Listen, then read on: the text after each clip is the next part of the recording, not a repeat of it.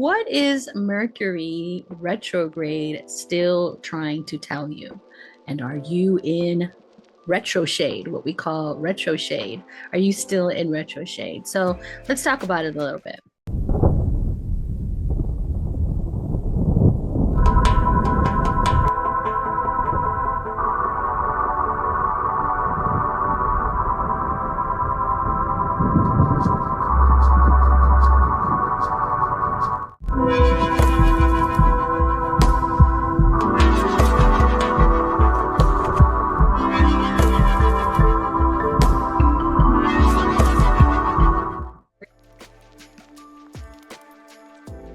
Hello, and welcome back to my channel. If this is your first time joining me, then welcome. I am so grateful to you guys always for tuning in, for all of your comments, for your shares, for joining my community, for subscribing to the channel. So thank you retroactively, or thank you in advance if that's something that you choose to do in the future. Okay, so what is Mercury retrograde still trying to tell you? And are you in retroshade, what we call retroshade? Are you still in retroshade? So let's talk about it a little bit. Mercury retrograde, which most of us know now, but let's give a little refresher, just a brief, very lightweight description of Mercury retrograde. So of course, no planets ever travel backwards, right? So Mercury does not literally start rotating the sun backwards, but there's a point in time when we are circling, because we're circling, the Earth is circling the sun, and we're also spinning, and Mercury or other planets are also circling the sun. And we get into like a little bit of a shadow place where the positions of it make it look to us on our side as though Mercury is traveling backwards. And it happens for like a period of 6 weeks. However, what we don't always account for is that when Mercury comes out of retrograde, there is a period of time as post-shadow time. There's a pre-shadow time and there's a post-shadow time. Just like when we say the full moon, which we are still in the energy of the full moon as of the time that I'm recording this. So I'm not sure when you're watching this. The full moon, the power and potency starts 3 days before the full moon. We just had a beautiful big full pink Paschal moon 3 days before the full moon and 3 days after. So the energy, even though the full moon was on one day, the energy stays 3 days before and 3 days after. Mercury retrograde or any retrograde planets do the same thing. So Mercury was out of retrograde as of April 7th. Hooray! Everybody, a lot of people are really happy about that, right? And they're feeling good. And so this might be affecting you if you feel like the fog is maybe lifted a little bit. You feel a little bit the eclipse season is out. We're out of eclipse season. The burnout that you were feeling, which a lot of us were feeling, if you are a spiritualista of any kind, if you are a light worker of any kind, if you're a shadow worker of any kind, if you are a gifted helper, a healer, if you are consider yourself empathic, or have any kind of the clairs, you probably were feeling a lot of burnout because there were so many things that were happening back to back, right? And then this last full moon was really powerful because it was on a Saturday, which is a day of release. It was a full moon, which also is a good time to do some releasing and checking in with what we're manifesting since the new moon. And then it was Passover. And so a lot of people, they see Passover as a time of connecting with ancestors or releasing pain and tribulation from our ancestors. So there was a lot of powerful things happening over the weekend of the full moon. So you might be feeling burnout from all of that, or you might be finally healing now that retrograde ended on April 7th. You might feel like the burnout is finally lifting. The veil, the fog is finally lifting. However, you may not feel ready to get out there, or you may feel like something is stopping you, like you're wanting to go. You're like sitting there, revving on the start, but you're pressing the gas and it's not going anywhere. Like something has the emergency brake is just up and you're just stuck on go, and you don't know, well, when am I when am I going to get to do? I have all these ideas. I have things that I'm trying to put into play, but they're not ready yet. Or I thought that we were over this argument, but the lingering feelings about it are still there. There are things of communication, technology, people coming around from the past, past memories and hurts. Those are the themes of Mercury retrograde, right? And you may have done your work during eclipse season and Mercury retrograde. Those are big themes for both of those things. But you may feel like, well, why is the energy feel like it's lingering a little bit? Or why isn't I not ready to move forward? And that might be because you are experiencing the effects of retroshade or Mercury retrograde shadow period. And so if this feels like it's you, let me know. Let me know in the comments. Don't leave me hanging. Let me know. Let me know, Maestra. Hey, I feel like I am experiencing this. I'm stuck at go. Or you know what? I did have an argument with someone and we seem to be doing a lot better, but there's still just kind of these lingering hurt feelings. Or I thought that I was done. I had these dreams. I worked through my dreams, but the shock of it or something is still lingering. Something like that. If you feel like you are experiencing any of those things, let me know. Also, you can also let us know if you feel like the burnout is lifted for you. You feel that good feeling of like, it feels so much better now that eclipse season is over and the retrograde is done. We don't have Saturn retrograde coming up until July. So we have a little bit of a break right now. You might feel that. You might feel that lift. So let me know. Comment below. Let me know if you're feeling the lift. But also, you may be feeling a little held back. And so, what are some things that you could do if you are just kind of hanging around in retrograde shadow, which lasts about 2 weeks, just so that you know. And so, it could be a little bit longer. I was always shown that it would be about 2 weeks more past the time. So retrograde ended on the 7th. We would have until the 14th. And then the next week after that would be the 21st. So retrograde shadow would end on the 21st. But I also have seen some sources say that the retrograde shadow doesn't end until like the 24th or the 26th, some later date. Either way, other than just waiting around for that to happen, for the day to come and then it's finally fully gone, what is something that you can do in the meantime? So, number one, for those of you who practice some type of cord cutting or cleansing, releasing all of the built up energy, the residue that you may have been building up. For my students, I would tell you to do fire ceremony. If you have been inducted into the rites of the Moonlight Key, you know what fire ceremony is. If you've taken class with me, you know what fire ceremony is. If you've come to any of my online events, whether on replay, I have a lot of shamanic events that we do journeys together and ceremonies together. You can walk through with me if you want to check that out here on the channel. But if you have already done those, then you might recognize what fire ceremony is. And it's really simple. You would just take something, you take a candle even and make it easy for yourself. And so you light your candle. You invite your spirit guide, your spirit team, your ancestors, those who are here for your highest good to come around you, provide protection and guidance.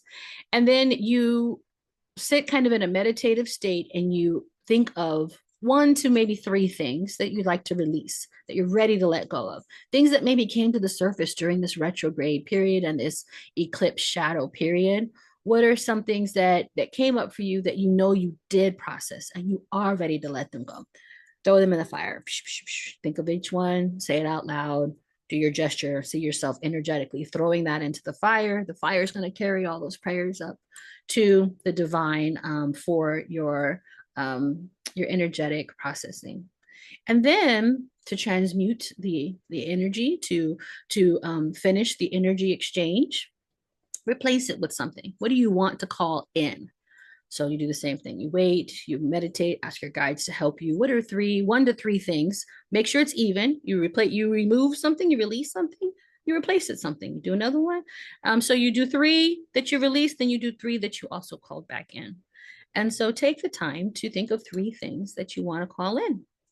So when you say those things, I like to waft the smoke. Shamanically, we do this towards my third eye, take it as a blessing over my head, to take in and receive the things that I'm asking to receive. Okay. So that's one thing you can do. You can do a fire ceremony. Another thing that you can do is you can journal. You can journal about these things. You can write intentions. Set your intentions in your intention journal. You can first journal about the things that you feel like you released, the things that came up for you, the lessons you learned, the things that you're leaving behind. What did you learn from this Mercury retrograde? And and the eclipse season, and be grateful for it. Be grateful even for the hard stuff. Think of all the things that you let go of, that you transform, that you no longer want to carry with you. And then set the intention for all the good stuff that you want to start experiencing. Especially, like I said, for some of us, those ideas are already coming through. They're coming through loud and clear, and we just don't have, we're just still stuck in retrograde. So we're not ready to like start it. Our foot's on the pedal. We're not going yet, but we know the things we want to do. So if you have those things, write them all down so that by the time the 21st or the 24th or 26th comes around and you're really all the way out of the retrograde shadow period, you won't have lost all these ideas that are flowing for you. So write down all of the wonderful things you want to experience and all of the wonderful things that you can see coming in now that you released all of those things that you are ready to release. So be sure to do, again, same thing, do a process of releasing, but also a process of coming in, because we're not just in retrograde anymore. We don't just need to sit and do shadow work after shadow work, releasing, burning away all of those superficial layers that are not really who we are, not aligned with who we are anymore, at least. We don't have to just be stuck in that. So remember that. Remember, that's a little note too to you. Don't always be stuck in shadow work. Remember to bring it to the light. Remember to do things to bring yourself to the light. So take breaks from processing, transforming, releasing, cord cutting, and come up and be in gratitude. There is someone here on YouTube that I saw once, and she said that when we say positive action, right? So intention takes the gratitude plus positive action. Inspired action, that we're getting that wrong sometimes. We think inspired action means working all the time.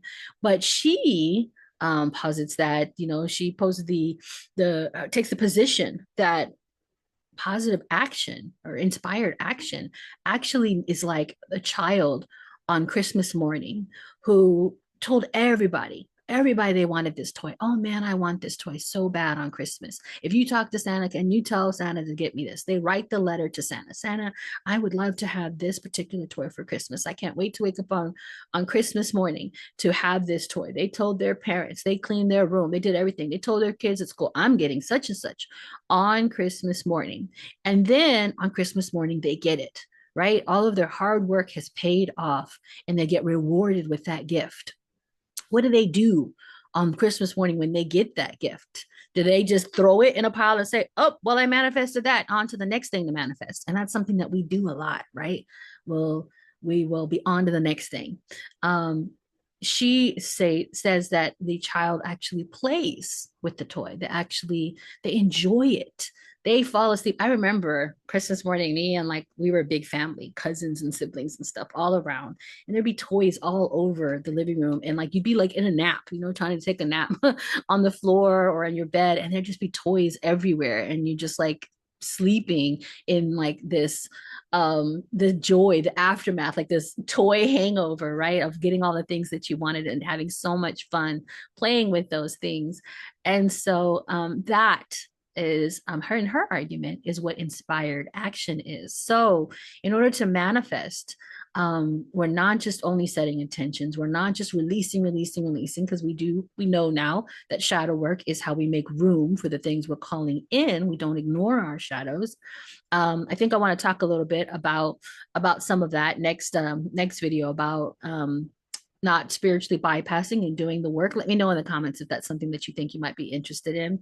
I want to talk about spiritual bypassing, and also let's get into the hard topic of a little bit of spiritual psychosis. Let me know if that's something you'd be interested in. Anyway, and so we know that, but we forget to pause and enjoy all of the dumping that we're doing, all of the releasing we're doing, all the cord cutting we're doing, all the work we're doing, all the transforming we're doing. Stop and recognize Like sit with you. Sit with the new version you are, sis. Sit with the new version that you are, homie. Whoever you are listening to this right now, I know you hear me. You know there's a new version of you that has been blossoming and blooming and emerging from the lotus flower after all of the gunk that you've had to grow through. Take a moment and just be with that person. Get to know them, enjoy their company. Think about how awesome it is to just be in that, right? So, that's just a reminder. Don't always only be in manifestation mode or shadow working mode. Take time to just receive and enjoy all of the fruits of your labor because that's important too. Okay. I'm just going to take a peek and see. And these were things that were just coming up to the top of my head, but I did want to, I made a couple notes to make sure that I'm mentioning anything to you guys that you could do.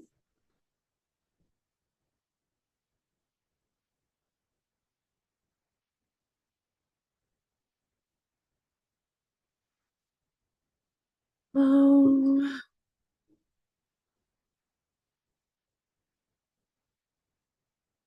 yeah. That's it. I think I just have a little mantra for you. If you'd like to say this mantra after you've been writing, after doing your fire ceremony, the mantra I have for you is I now move forward with clarity and ease. I integrate the lessons of this cycle with grace. Okay? I'm going to say that one more time. I now move forward with clarity and ease. I integrate the lessons of this cycle with grace.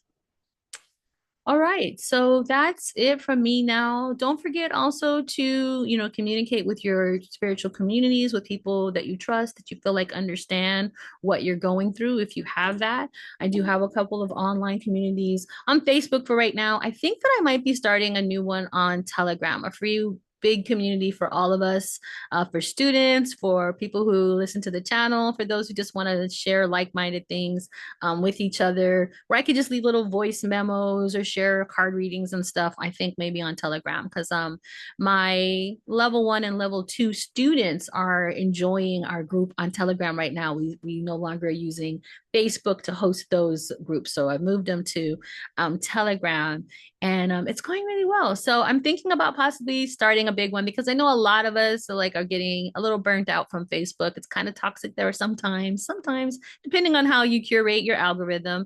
But for some of us, we haven't, been able to cut ties with all of the people that we would like to, or we haven't curated our algorithm enough. And even if you do, like now Facebook does this thing where it's just showing you people that you're not even following and stuff. And so you just kind of have to keep telling them that you're not interested or to snooze. So it's just a hassle. So it might be nice to have a place to start a new community where we can share more often away from the main social media platforms until Telegram, maybe if it ever does become more like one of those, then like Instagram used to be my safe space, and now it's not. So yeah. So anyways, I will let you guys know any updates if I decide to do that. If that's something you're interested in, let me know, and I will be sure to keep you posted. So that is it for me today. Don't forget to love on yourself. Don't forget to love on each other, and yeah, that's it. Just be good. Be good to yourself and be good to others, and allow others to be good to you. Receive all that ooey gooey, yummy, loving energy from the universe for yourself as well.